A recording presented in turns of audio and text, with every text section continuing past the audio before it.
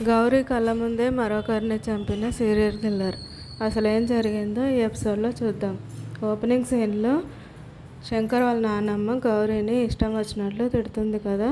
అదే ఆలోచిస్తూ వెళ్తున్న తనకి అడ్డుగా ఒకతను వచ్చి నిలబడతాడు. ఎవరా అని చూస్తే అది ఎవరో కాదు, శంకర్. మళ్ళీ తన వెనకాలే వచ్చి తనకి వార్నింగ్ ఇవ్వడానికి వచ్చి ఉంటాడు. ఇంకోసారి నా కళ్ళ ముందుకి రాకు, నాకు ఎదురు పడకుండా ఉండాలని ఆ దేవుణ్ణి కోరుకో అని గౌరీకి వార్నింగ్ ఇస్తూ ఉంటాడు. మళ్ళీ నాకు కనిపిస్తే నేను ఏం చేస్తానో నాకు తెలియదు అని.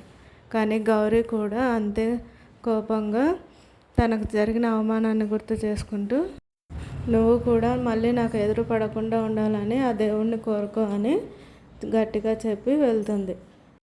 అలా వెళ్ళేటప్పుడు గౌరీ వెహికల్ శంకర్ వెహికల్కి తగులుతుంది. దాంతో శంకర్ వెహికల్ అక్కడే కింద పడిపోతుంది. కావాలనే చేసిందని శంకర్ అనుకుంటాడు. ఫస్ట్ భయపడినా కూడా గౌరీ మాత్రం తర్వాత మళ్ళీ ధైర్యంగా ముందుకు వెళ్తుంది, కావాలనే చేశానన్నట్టుగా. తర్వాత ఒక పార్కింగ్ ఏరియాకి వచ్చి అక్కడ పార్సల్ ఇవ్వడానికి ఫోన్ చేస్తుంది.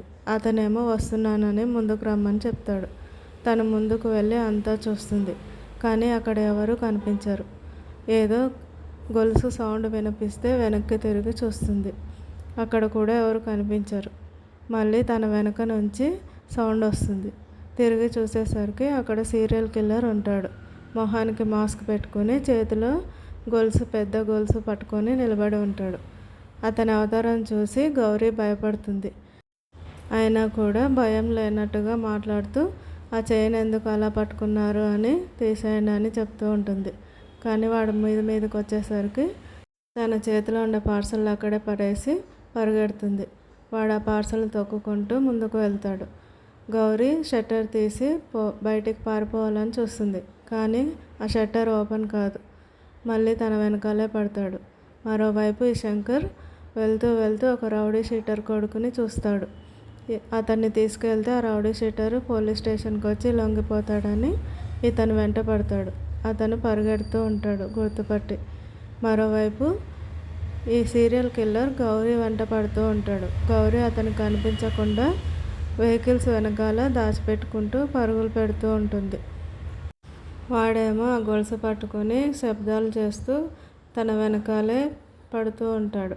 మరోవైపు ఈ రౌడీ షీటర్ కొడుకు తప్పించుకోవడానికి ట్రై చేస్తాడు. కానీ శంకర్కి దొరికిపోతాడు. శంకర్ అతన్ని పట్టుకోబోతూ ఉంటే అతని చేత్తో కత్తి తీసి శంకర్ గొంతుపై పెడతాడు. మరోవైపు ఈ గౌరీ పరిగెడుతూ ఉంటే సెక్యూరిటీ గార్డు వస్తాడు. తనని చూసి ధైర్యం తెచ్చుకొని, ఎవరో నా వెంట పడుతున్నారు, చంపాలనుకుంటున్నారు అని చెప్తుంది. ఎవరున్నారు ఇక్కడ, ఎవరు లేరని ఆ సెక్యూరిటీ గార్డు అంటూ ఉంటాడు. లేదు ఉన్నాడు, ఇంతసేపు నా వెంట పడ్డాడు అని చూపిస్తూ ఉంటుంది. అంతా చూసి ఎవరు లేరు అనుకుంటూ ఉండగానే షట్టర్ ఓపెన్ అవుతుంది. బయట నుంచి ఎవరో షట్టర్ ఓపెన్ చేసి చూసేసరికి వీళ్ళు వెనక్కి తిరిగి చూస్తారు. అక్కడేమో మాస్క్ పెట్టుకుని ఒక అతను నిలబడి ఉంటాడు, ఈ సీరియల్ కిల్లర్. అతన్ని చూసి ఎవరు నువ్వు అని సెక్యూరిటీ గార్డు అరుస్తూ ఉంటాడు. మరోవైపు శంకర్ రౌడీ షీటర్ కొడుకుని కొట్టి మాట్లాడుతూ ఉంటే అతనేమో వాళ్ళ నాన్నకి ఫోన్ చేస్తాడు. ఆ ఫోన్ లాక్కొని, నీ కొడుకుని నేను స్టేషన్కి తీసుకెళ్తున్నాను, వచ్చి స్టేషన్లో సరెండర్ అవ్వు అని బెదిరిస్తాడు. మరోవైపు ఈ సీరియల్ కిల్లర్ గౌరీ కళ్ళ ముందే సెక్యూరిటీ గార్డ్ని కత్తితో పొడిచి చంపేస్తాడు.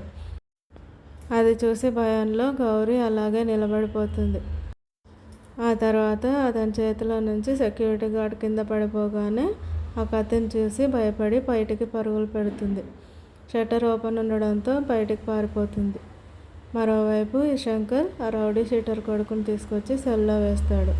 అక్కడున్న కానిస్టేబుల్ అందరూ అదే మాట్లాడుకుంటూ ఉంటారు, ఇతను ఒక డాన్ కొడుకు అని. అతను వచ్చి ఏం చేస్తాడో ఏంటో అని భయపడుతూ ఉంటారు. సెల్లో వేసిన తర్వాత కూడా ఆ రౌడీ షీటర్ కొడుకు శంకర్ని బెదిరించడానికి ట్రై చేస్తూ ఉంటాడు. శంకర్ అతన్ని కొట్టి, మీ నాన్న చేసే పనులు ఇప్పటితో ఆగిపోతాయి అని అతనికి వార్నింగ్ ఇస్తూ ఉంటాడు. మరోవైపు సీరియల్ కిల్లర్ నుంచి తప్పించుకున్న గౌరీ డైరెక్ట్గా పోలీస్ స్టేషన్కి వస్తుంది. ఏసీపీ గారిని కలవాలని అక్కడ వాళ్ళతో మాట్లాడుతూ శంకర్ దగ్గరికి వస్తుంది. ఏంటి అని అడుగుతాడు. దాంతో తనని ఎవరో కిడ్నాప్ చేయాలనుకుంటున్నారని తన వెంట పడుతున్నాడని చెప్తుంది. కానీ శంకర్ నమ్మడు. నువ్వే ఒక పెద్ద ప్రాబ్లము, నీకేం ప్రాబ్లం ఉంటుందని. శంకర్ ఎంతకీ తన మాటలు నమ్మకపోయేసరికి అక్కడ మర్డర్ జరిగిందని చెప్తుంది. ఆ మాట వినగానే గౌరీ మాటలు వినడానికి సిద్ధమవుతాడు శంకర్. తర్వాత ఏం జరగబోతుంది? గౌరీ చెప్పింది నిజమని నమ్ముతాడా శంకర్ అనేది నెక్స్ట్ ఎపిసోడ్లో చూద్దాం.